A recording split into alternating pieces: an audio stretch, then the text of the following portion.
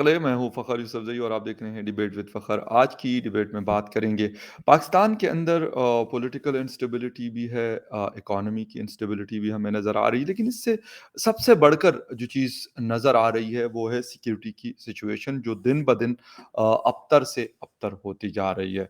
TTP को देख लें या कोई और जो ऑर्गनाइज़ेशन जो यहाँ पे ऑपरेट कर रहे हैं जिसमें बीएलए भी शामिल है और छोटे-बड़े ऑर्गनाइज़ेशन शामिल हैं, जो ये सारा कुछ कर रहे हैं। मुख्तलिफ थ्रेट लेटर्स को हम देखते हैं, वीडियोज़ को हम देखते हैं और फिर अमेरिकन स्टेट डिपार्टमेंट के बयानात भी आते हैं। लेकिन इसका एंड क्या होगा और होगा भी या नहीं? और कब और कैसे होगा? इन सारे इश्यूज़ के ऊपर बात करेंगे और बात करने के लिए मुझे जॉइन कर रहे हैं senior analyst from Sweden doctor Ishtiaq Ahmed साहब। डॉक्टर साहब, thank you very much for joining the show. बहुत मेहरबानी for inviting me, thank you so much. Doctor साहब, आप यकीनन हालात से बिल्कुल बाखबर होंगे कि जो कुछ पिछले ऑलमोस्ट 1 साल से ये कहानी अगर हम बात कर लें तो जनवरी 2022 से शुरू हुई थी और इस वक़्त हम बैठे हुए हैं जनवरी 2023 में। लेकिन हालात एक दिन पहले वाले दिन से ज़्यादा ख़राब नज़र आ रहा है। वो किसी भी जगह पे आप देख लें, वो खैबर पुख्तनख्वा जहाँ पे सबसे ज़्यादा अटैक्स हुए, वो बलूचिस्तान की आप बात कर लें या फिर आप पाकिस्तान के दूसरे शहरों की बात कर लें। क्यों? अब हम नासमझ हैं या हम कुछ करना नहीं चाहते थे?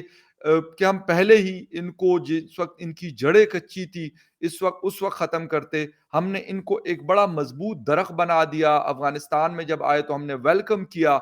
ये सारा कुछ कैसे समेटेंगे हम इस सिचुएशन को? देखें, ये आपने सवाल बहुत बड़ा कर दिया है, क्योंकि होता ये है कि जब आप इस किस्म के ऑर्गेनाइजेशंस को, इस किस्म की सोच को फ्रीली पब्लिसाइज होने देते हैं, उनको फैसिलिटीज प्रोवाइड करते हैं, हुँ, उनको इस्तेमाल भी करते हैं, जी। तो अंग्रेजी की कहावत है कि when you play with fire you run the risk of getting burnt yourself. या तो अब लगता है ये बिल्कुल ऐसे ही हुआ है, लेकिन अब ये कोई नया नहीं हुआ। ये अब होते हुए इस हद तक आ गया है कि Pakistan is in dire trouble. Last time जब बात हुई थी तो वही बात आज भी हो रही है। जी, कोई मेरे पास और कुछ कहने को नहीं है, सिवाय इसके कि किसी ना किसी मौके पे आके आपको ये डी-लिंक, अनलिंक करना पड़ेगा अपनी पुरानी सियासत से और एक नई सियासत का आगाज़ करना पड़ेगा। क्या ये दुनिया में कभी मुमकिन है? ऑफ़ कोर्स है। कई दफ़ा मुल्क जो हैं वो इस मुसीबत में फँस जाते हैं। जब वो मुसीबत शुरू होती है तो उसमें वो समझते हैं कि शायद हमें फ़ायदा है। लेकिन उसे कहते हैं विज़डम ऑफ द हाइंडसाइट। वक़्त बताता है कि ये जो पॉलिसीज़ थी, ये गलत थी। वो अब साबित हो गई हैं।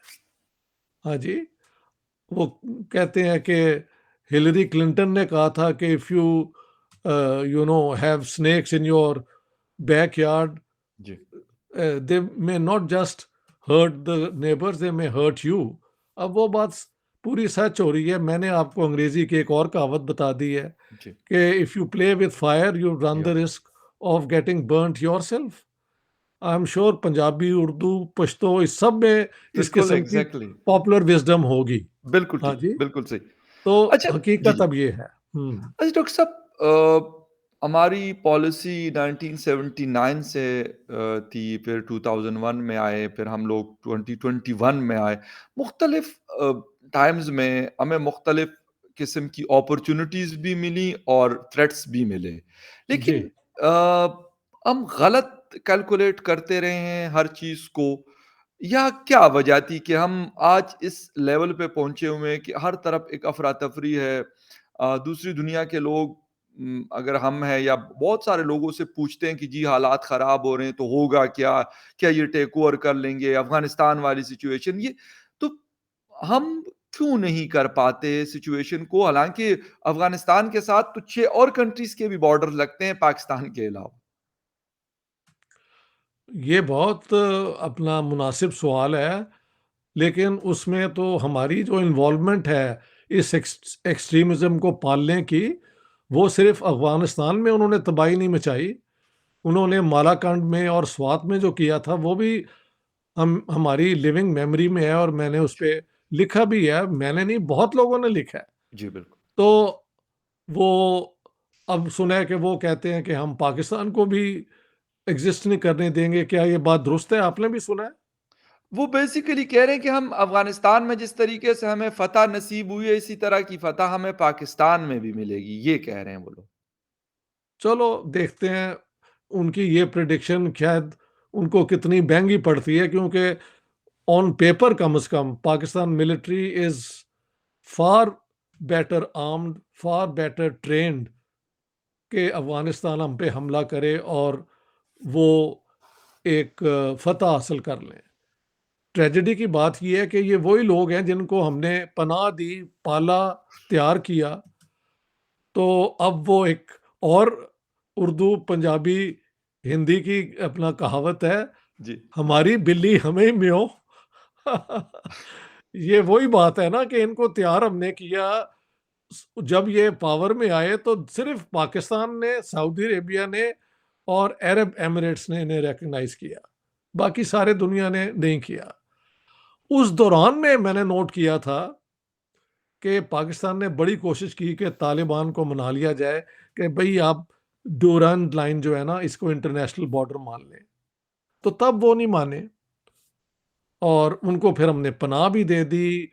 और अमेरिकन्स के को तो एक शक भी है कि ये जो उनको इतना नुकसान हुआ है उसमें अगर पाकिस्तान पनाह ना देता तो हम इनको तबाह कर देते। जी। तो ये सारी चीज़ें दुनिया के अंदर चलती रहती हैं और फिर पॉलिसीज बनती हैं।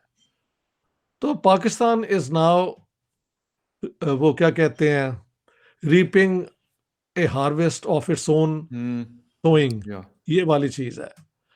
तो अब ये आपकी लीडरशिप जो है, जिसे कहा जाता है डीप स्टेट, आपकी एस्टेब्लिशमेंट, जी, यही दोनों मिलके डीलिंक कर सकते हैं अपने पास से।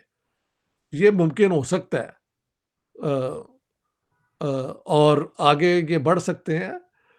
तो मेरे ख्याल से we are on the brink of a huge tragedy, लेकिन ब्रिंक से वापस आने के लिए भी एफर्ट होनी चाहिए, ये मैं कहूँगा। सर अभी नेट प्राइस एक स्टेटमेंट मैं पढ़ रहा था 1-2 दिन पहले उन्होंने दिया था कि जी पाकिस्तान को हक हासिल है कि अगर कोई उनके ऊपर जिस तरीके से टेररिज्म हो रही है या कोई और इस तरह का मसला होता है तो उसको वो हैंडल करे और उसके पीछे जाए, यानी क्रॉस बॉर्डर। सर ठीक है। पहले ही हम वहाँ पे हमें काफ़ी नुकसान उठाना पड़ा है, वो अफ़गान जंग की सूरत में हो या फिर पाकिस्तान के अंदर होने वाली जंग की सूरत में हो। तो अब क्या आपको लगता है जिस वक़्त वहाँ पे नाटो हुआ करती थी, अमेरिकन फ़ोर्सेस बहुत बड़ी टेक्नोलॉज़ीज़ थी उनके पास, अगर उस वक़्त ये जंग इतनी मुश्किल थी, तो अब तो मैं कहता हूँ अकेला पाकिस्तान ठीक है, यूएस ने कुछ शायद सिग्नल दिया है कि हम आपको सपोर्ट करेंगे, लेकिन ये क्लियर नहीं किया कि किस किस्म की सपोर्ट आपको होगी। चलें, ये भी बड़ा अच्छा सवाल है, और मैं यूँ कहूँगा कि आप अफ़गानिस्तान जाके तो शायद उनके लिए वहाँ पे सक्सेसफुली उनको डिफीट करना मुश्किल है, क्योंकि पहाड़ियाँ हैं, वो छुप जाते हैं, तो उनको वाक़ई हैंडल करना बहुत मुश्किल है। लेकिन इतना तो आप कर सकते हैं कि जो अटैक वो कर रहे हैं उनको रोका जाए पाकिस्तान के ऊपर। सो जी, विदिन पाकिस्तान तो आप कुछ कर सकते हैं ना। अगर नहीं कर सकते तो then where is Pakistan? Pakistan एक स्टेट है जिसकी अथॉरिटी होनी चाहिए, और उसकी अथॉरिटी मनाने के लिए उसके पास इतनी फोर्स होनी चाहिए कि जो नहीं मानते उनको क्रश किया जाए। This is what the modern state is. इसे कहते हैं legitimate use of force. Every state has the legitimate use of force under international law, जिसका जिक्र आप कर रहे हैं कि उन्होंने कहा है कि पाकिस्तान जो है वो अगर उसके अंदर कोई टेररिज्म कर रहा है तो उनके पीछे जाके उनको परसू करना पाकिस्तान का हक है। This is international law. लेकिन पाकिस्तान के जरिए इंडियन कश्मीर में और इंडिया में भी हम यही करते रहे हैं ना, बिल्कुल। और यहाँ से लोग ट्रेन होके बाकी दुनिया में जाके करते रहे हैं। हाँ जी। अब वो सारा जो ये सियासत थी, वो जो सोचने वाले हैं, समझने वाले हैं, जो इंटरनेशनल थ्योरी को समझते हैं रिलेशंस की, वो तो ये है कि the world system is based on this on the existence of territorial states. वो सिस्टम जो है टॉपसी टर्वी हो जाता है उसमें से अगर कोई कोलैप्स कर जाए। समझे आप? जी। इराक में जो हुआ तो लाखों लोग भागे पनाह के लिए, सीरिया में लोग भागे लाखों के। तो अब पाकिस्तान तो इनसे बहुत ही बड़ा मुल्क है ना, तो नोबडी वांट्स कि पाकिस्तान डिसइंटीग्रेट हो जाए। इतना खून खराबा होगा, इतना बुरा हाल होगा वंस अगेन कि I hope it never happens. आप सर बलोचों के जो राइट्स हैं उनको पूरे करें यार, उनसे बैठ के नेगोशिएट करें और उनको 18th अमेंडमेंट के ज़रिए जो उनके राइट्स हैं वो पूरे किए जाएँ। और ये जो हैं हमारे इलाके में जो तालिबान आके कर रहे हैं, उनके खिलाफ फिर आपकी पूरी एस्टेब्लिशमेंट जो है वो एक मुनज़्ज़म तरीके से उनके पीछे जाए ना, और तो कोई तरीका नहीं है। व्हाट एल्स कैन लेकिन यू डू? हाँ, लेकिन सर हम जब अभी हम सुन रहे हैं तो एक दफ़ा फिर यही बात हमें सुनने को मिलती है। हो सकता है आपके स्कूल कॉलेज के ज़माने में भी आपने भी ये सुनी हो, हमने भी ये सुनी और हो सकता है हमारी जो नेक्स्ट जनरेशन आएगी वो भी यही सुनेंगी कि जी पाकिस्तान एक नाज़ुक दौर से गुज़र रहा है।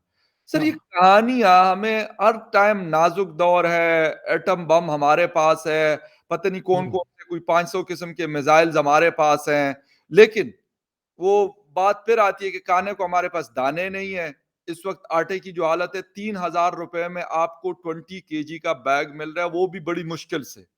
तो ये इस वक़्त की मैं आपको सिचुएशन बता रहा हूँ और ये कोई किसी की सुनाई-सुनाई नहीं कह रहा, मैं खुद गया हूँ तो वो बात आपसे कर रहा हूँ। मैं समझ सर गया। ये कब ये नाज़ुक दौर 75 साल में अगर ख़त्म नहीं हुआ तो क्या 175 साल के बाद ये ख़त्म होगा या होना ही नहीं है? अगर बिल्कुल होना नहीं तो ये स्टेट ज़्यादा देर नहीं चल सकती।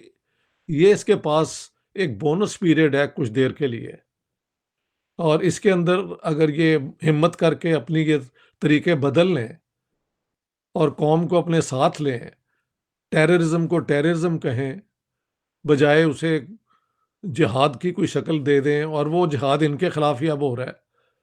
हर बंदा जो टेररिज़्म करता है वो कहता है मैं एक जस्ट वॉर लड़ रहा हूँ अपने हक में, तो उसके कॉन्सिक्वेंसेस अब पाकिस्तान ने भुगत लिए हैं ना। अब there is no other option. मैं अब ये कहना नहीं चाहता कि जी इंडिया के साथ रिलेशंस नॉर्मल करो, क्योंकि लोग उसको मिसअंडरस्टैंड कर जाते हैं। लेकिन अगर पाकिस्तान ने अपने रिसोर्सेज को, ये जो उसका ईस्टर्न बॉर्डर है उसको प्रिजर्व करना है और वेस्टर्न बॉर्डर पे अपने आप को कॉन्सेंट्रेट करना है, तो you have to do it with some sort of normalisation with India. यार ये सिंपल बातें हैं करने वाली। हुँ, आप दोनों तरफ तो नहीं ना चाहते कि सैंडविच हो जाएं अपने। वो बिल्कुल। मौलाना सैंडविच थे, उनका देखा है क्या हाल हुआ था।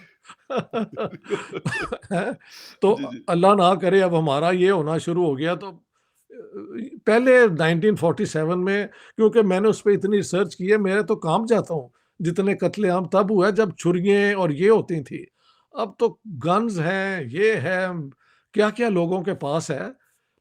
पाकिस्तान की स्टेट की survival is important, but right. Pakistan state must take measures to ensure कि ये जो पास्ट के उसके हरकतें हैं ना, उनसे ये अपने आप को अ, अलग कर रहे हैं, उस लेगेसी को ख़त्म कर रहे हैं। कैसे करेंगे, कब करेंगे? यूएन के र वो जाके असेंबली में स्वाय कश्मीर का इश्यू उठा के, वो इंडियन क्या करते हैं, वो आपकी सारी ह्यूमन राइट्स वायलेशंस बता देते हैं। तो दोनों तरफ जी। से वो ताली सी बज जाती है कि लो जी everybody scored points. But is that what diplomacy is all about? कि हर साल ये रिपीट होता रहे और दुनिया कहती है ठीक है, ये आपका तमाशा है तो लगा ही रखें। एक हुँ, फोरम हमने बना दिया है, यहाँ पे आके इस किस्म का भड़ास निकाल लिया करें। हुँ, एंड नेक्स्ट ईयर अगेन, मगर आईएमएफ के पास जाओ, वर्ल्ड बैंक के पास जाओ, चीन के पास जाओ, तुर्की के पास जाओ, हुँ। सऊदी अरेबिया के पास जाओ उधार लेने के लिए, ताकि तुम्हारा गुजारा हो। हकीकत तो ये है। अगर इन हालात में इन्हें समझ नहीं आ रही, तो मुझे नहीं पता कब समझ आएगी। लेकिन सर अभी तो हमारे आर्मी चीफ साहब गए हुए हैं सऊदी अरेबिया और यूएई के दौरे पे। आज ही प्राइम मिनिस्टर पाकिस्तान की बात हुई है चाइनीज प्राइम मिनिस्टर से, और वो भी अच्छा। बात वही है जो आपने अभी बोली है। कोई मांगने-तांगने का ही सिलसिला चल रहा है, दूसरी तरफ ये वाली जंग है, तीसरी तरफ इंडिया के साथ हमारे क्लैशेज़ हैं, ईरान के साथ भी बस गुज़ारे लायक ही चल रहा होता है, लेकिन चले हैं। हम कभी कहते हैं ये मुस्लिम उम्मा है, तो कभी मुस्लिम ब्रदर है, पता नहीं मुझे ये समझ आई नहीं डोंट आती। नो वो कहाँ हैं। होंगे, अगर आप अरब वर्ल्ड में जाएँ तो बेचारे शरीफ लोग हैं, अपना काम करते हैं जी, और ऐसी कोई बात नहीं है यार। ये भी सारे मुसलमानों को एक ह हॉरर दिखाना भी गलत है। इंसान जी, हर किस्म के दुनिया में रह रहे हैं, बिल्कुल ठीक। पाकिस्तान के अंदर भी यस, बड़े अच्छे लोग हैं, बिल्कुल ठीक। बल्कि 5 वक़्त के नमाज़ी बड़े नेक लोग भी हो सकते हैं। ये कौन-सी कहा है कि वो बिल्कुल फ़ैनेटिक होंगे। प्राइवेटली लोग अपना यस, सारा कुछ करते हैं, हमको इसे रिकॉग्नाइज़ करना चाहिए।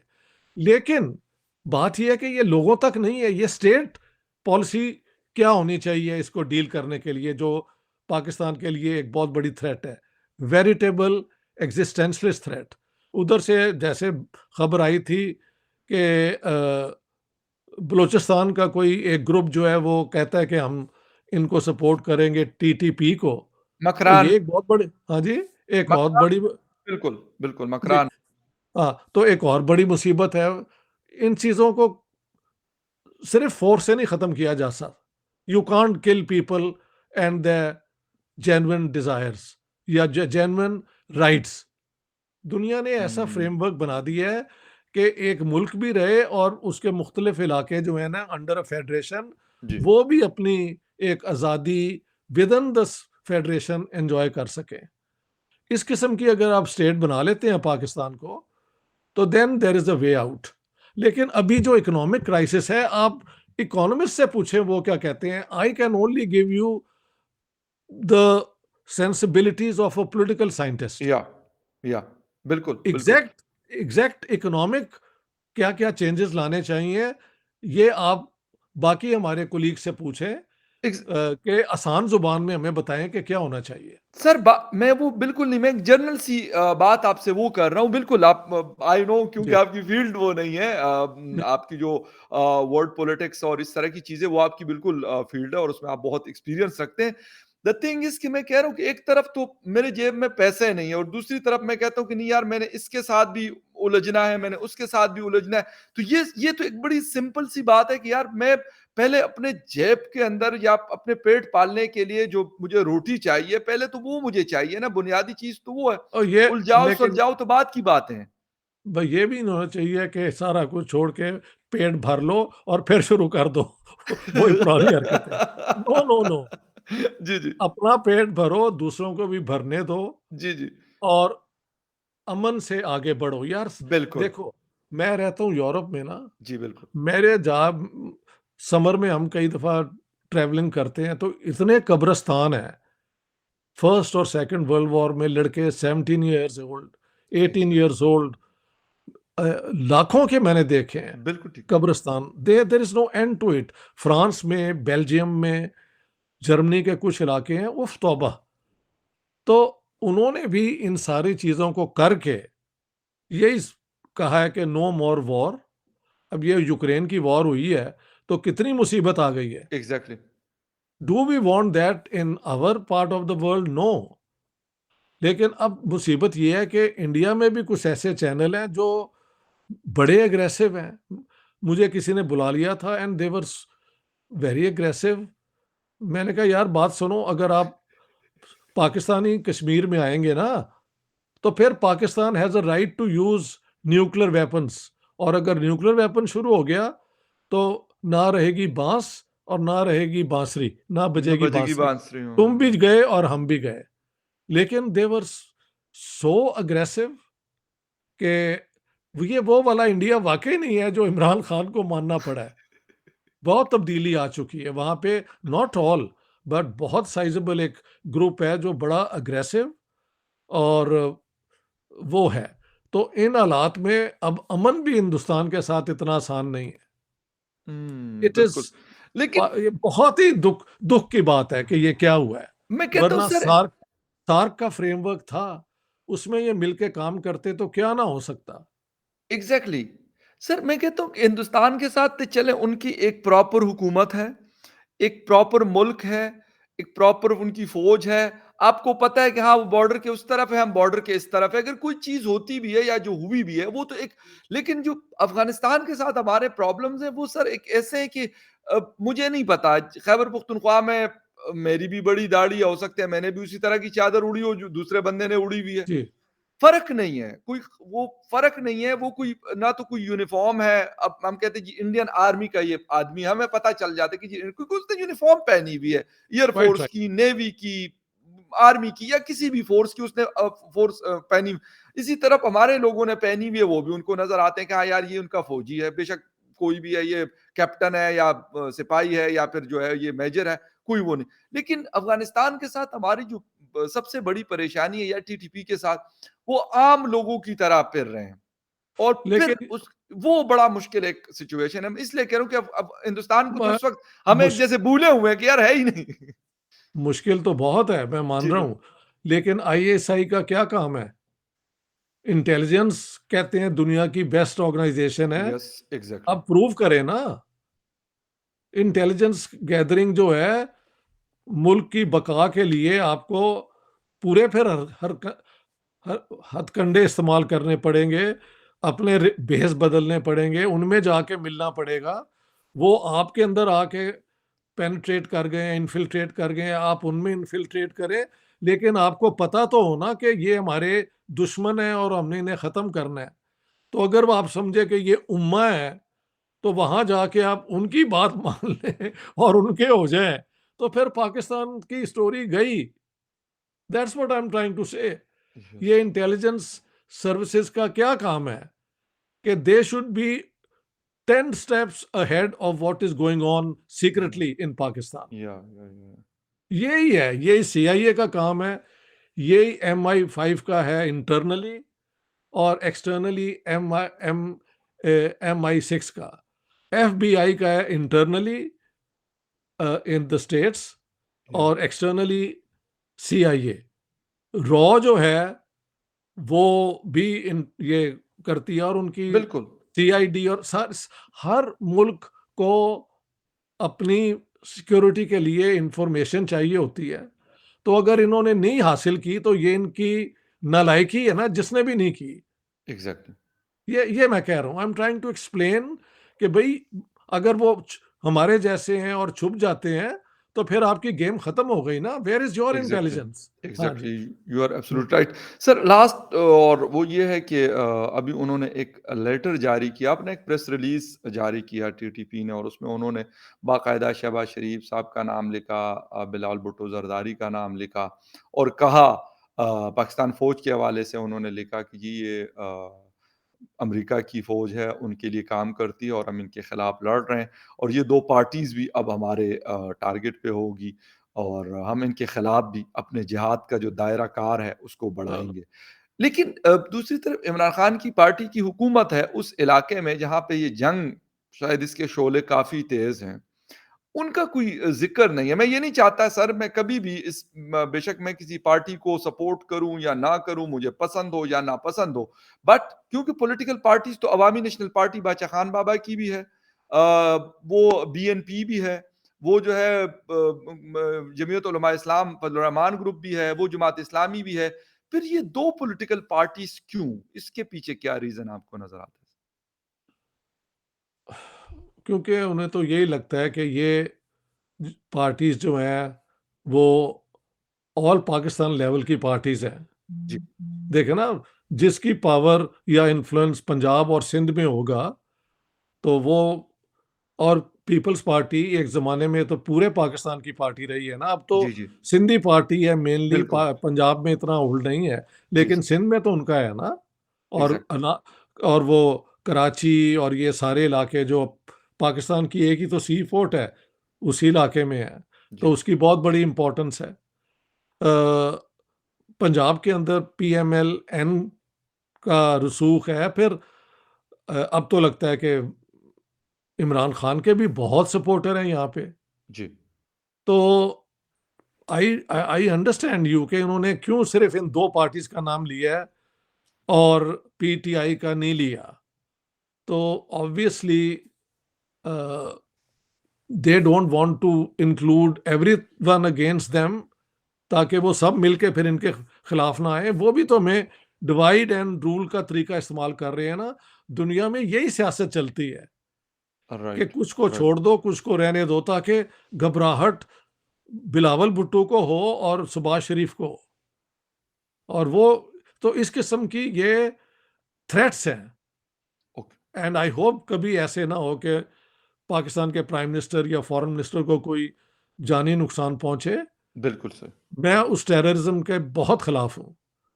आई may not agree with them even for a day, लेकिन किसी की जान ले लेना यार, दो नॉट, किसी ने कोई क्राइम तो नहीं ना किया। बिल्कुल ठीक है, बिल्कुल हाँ, सही ये है। कोई बात नहीं है। तो ये उनका बयान बहुत प्रोवोकेटिव है। इसके ऊपर हमारी पूरी, असल में बात ये है कि हम कहते हैं एस्टेब्लिशमेंट, लगता है एस्टेब्लिशमेंट भी बिखर गई हुई है अब। उसकी कोई हुँ, कोऑर्डिनेशन नहीं है कि वो इस चीज़ को हैंडल हैंडल करें। फाइन। हमने एक वो ब्लैंकेट टर्म इस्तेमाल कर ली है कन्वीनियंस के लिए, एस्टेब्लिशमेंट, डीप बिल्कुल स्टेट। सही। बट डीप एग्ज़ैक्टली, स्टेट कितनी डिवाइडेड है, एस्टेब्लिशमेंट के अंदर कितने वो क्या कहते हैं लॉबीज चल रही हैं, वी डोंट नो। एग्ज़ैक्ट ये मसला है।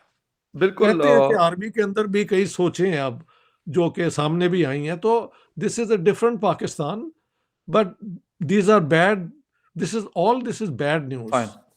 बिल्कुल ठीक है सर, एग्ज़ैक्टली अब देखना ये है कि इस सिचुएशन से हम लोग 2013 के बाद दोबारा हम जाके 2022 और 2023 में हम इस सिचुएशन को दोबारा सामना है हमारा, हम फेस कर रहे हैं। लेकिन एंड कैसे होगा उस वक़्त तो मैं कहूँगा ये जंग लड़ी गई, बहुत सारे लोगों की जानें भी गई, लेकिन फाइनली हमने उनको धकेल दिया, लेकिन ख़त्म हम नहीं कर सके और ये आइडियोलॉजी हम नहीं ख़त्म कर सके। इसके पीछे क्या बि रीज़न्स हैं? क्योंकि इसके हवाले से भी बहुत सारे लोग इस वक़्त भी अनफॉर्च्यूनेटली डिवाइड का शिकार हैं। हमारी बिल्कुल सही। सोसाइटी की मैं बात कर रहा हूँ, जिस तरह सर ने भी की। ख़ैर एनीवे देखते हैं कि कब इसके ऊपर हम यकजा होते हैं और हम कहते हैं कि एनफ इज़ एनफ और अब इस चीज़ का हम एंड करेंगे। Hope is a good thing and good thing is never die, हम यही एंड पे कह सकते हैं और sir thank you very much for your time. आपने शो जॉइन किया, thank you very much viewers for watching debate with Fakhar Yusufzai. किसी और डिबेट में फिर मिलेंगे, तब तक के लिए टेक केयर एंड बाय।